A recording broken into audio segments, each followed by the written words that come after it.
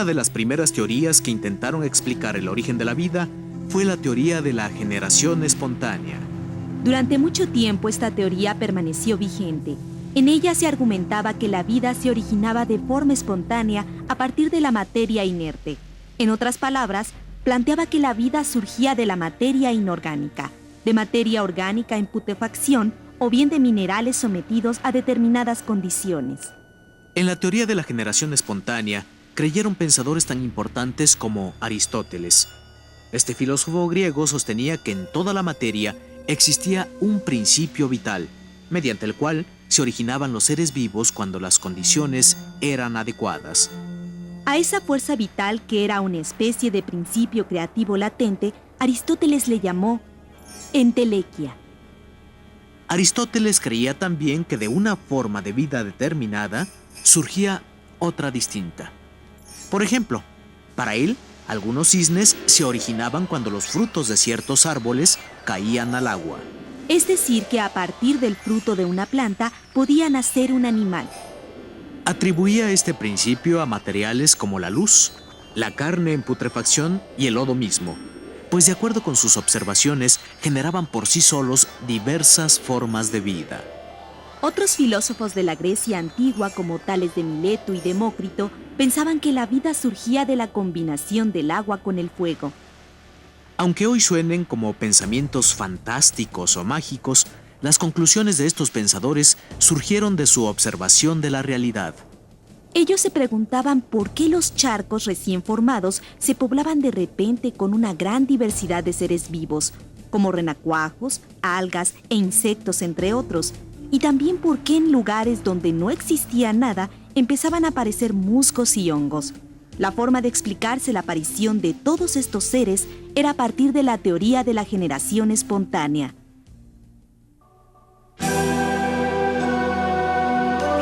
Incluso hoy en día, los conceptos planteados en esa teoría se encuentran presentes en nuestra vida cotidiana. Por ejemplo, cuando alguien dice que no se les debe dar de comer pan a los perros porque se les hacen lombrices, está hablando de alguna forma de la generación espontánea. O también cuando se dice que no se debe dejar la fruta destapada porque se le hacen moscas. Y decimos que son ideas relacionadas con la generación espontánea porque en todas estas frases persiste la creencia de que las lombrices y las moscas surgen así nada más, de forma espontánea. A los perros se les hacen lombrices, a la fruta se le hacen moscas.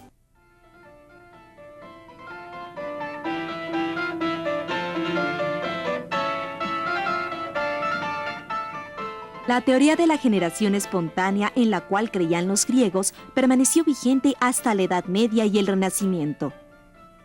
Contrario a lo que se pudiera pensar en la actualidad, dicha teoría constituyó un importante avance. Su mérito fue plantear que los seres vivos podían surgir por causas naturales y materiales, en lugar de suponer que en la creación de la vida intervenían dioses o seres sobrenaturales. En 1667, el médico holandés Jan-Baptist van Helmont escribió un libro en el cual afirmaba que los ratones nacían espontáneamente cuando se guardaban en un mismo lugar ropa sucia y granos de trigo por algún tiempo. Van Helmont llegó a proponer una receta para producir ratones en solo 21 días. Lo curioso es que casi siempre las recetas de este tipo parecían ser verdaderamente eficaces. Y de alguna forma las pruebas de su eficacia las proporcionaba la misma realidad. Uno de los primeros científicos que trató de refutar la teoría de la generación espontánea fue el médico italiano Francisco Redi. En 1668, Redi hizo un experimento en el cual metió trozos de carne en 2 frascos. Uno de los frascos estaba tapado, mientras que el otro permaneció destapado. Al cabo de unos días, la carne se descompuso. En el frasco destapado había muchos gusanos. En el frasco tapado, la carne estaba en descomposición, pero no había un solo gusano. El experimento de Redi no convenció a los demás hombres de ciencia. Ellos aseguraban que la fuerza vital, en la cual residía la esencia de la vida, estaba en el aire y por eso, en el frasco tapado no había gusanos. Ante esta respuesta, Redi decidió volver a hacer su experimento, solo que introdujo una variante. Al frasco que antes había tapado por completo, Redi le colocó una rejilla para permitir la entrada del aire. Los resultados de su experimento fueron los mismos. Redi demostró que los gusanos no provenían de la carne. Su origen se encontraba en las moscas, que al entrar en contacto con la carne, depositaban sus huevecillos, y de los huevecillos salían los gusanos, que no eran otra cosa sino larvas de moscas. A pesar de los resultados obtenidos, las pruebas aportadas por el médico italiano no pudieron terminar con la creencia en la teoría de la generación espontánea.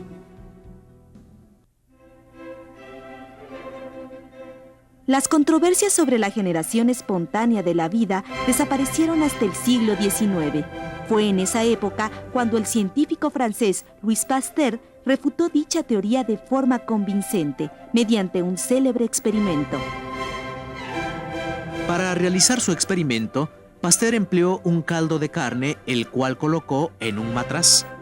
Pero no se trataba de un matraz cualquiera. Tenía ciertas características especiales que fueron la clave de este notable éxito científico.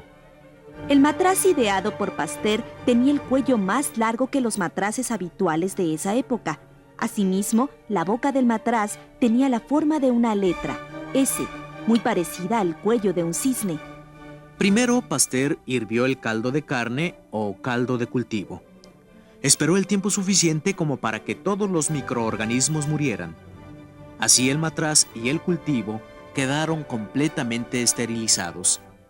Este factor fue muy importante, pues de no haber alcanzado una esterilización adecuada, el experimento hubiera fracasado. La forma del matraz fue algo más que un capricho estético. Al dejar abierto el cuello del recipiente, Pasteur permitió la entrada del aire, donde según los otros científicos se encontraba la llamada fuerza vital. La curvatura en forma de S fue un factor determinante. Gracias al cuello de cisne, los microorganismos quedaron atrapados en el doblez. Así, se evitó el contacto de los microorganismos con el caldo de cultivo y la descomposición del líquido. De esta manera, entraba el aire, pero no los microorganismos. El resultado del experimento fue que el caldo de cultivo permaneció sin alteraciones. No surgió en él ninguna forma de vida. Pasteur dedujo y comprobó que los microorganismos solo podían originarse de otros microorganismos similares a ellos. En otras palabras, la vida solo podía surgir del mismo tipo de vida. Con este experimento se demostró que la teoría de la generación espontánea era un error. Pasteur no solo acabó con una idea que se había mantenido vigente durante casi 2000 años, también puso en aprietos a quienes se encontraban investigando sobre el origen de la vida. Si la teoría de la generación espontánea era falsa, entonces, ¿habían existido los seres vivos desde siempre? ¿O habrían venido de otra parte del universo? El experimento de Pasteur tuvo gran impacto en el ámbito de las ciencias, pues replanteó las bases para comprender el origen de la vida. El éxito conseguido por este científico aún puede apreciarse en el Instituto Pasteur de Francia. Ahí permanecen varios de los matraces con cuello de cisne que Pasteur utilizó. Esos matraces contienen los caldos de cultivo empleados por el científico francés. Después de más de un siglo, los caldos de cultivo siguen aún sin contaminarse.